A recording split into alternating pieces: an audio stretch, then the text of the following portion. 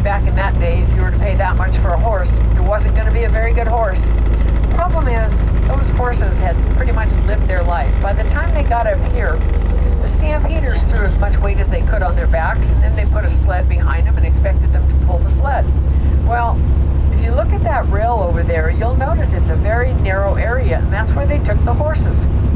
Many of the horses fell off the cliff and broke a leg and laid down and died. Many other horses, well, they just flat out laid down and died where they were, because this was all covered with snow and ice. The rivers down there were all frozen solid, the lakes as well. The trees were all covered with snow, so there was nothing for the horses to eat or drink. So they either, well, starved to death or, well, broke something and laid down and died. Or some of the stampeders were nice enough to shoot them before they shoved them off the cliff. So back in the day, the horses were not pets like they are today. They were nothing more than a tool.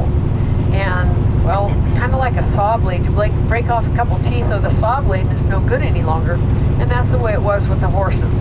So they had to do away with the horses.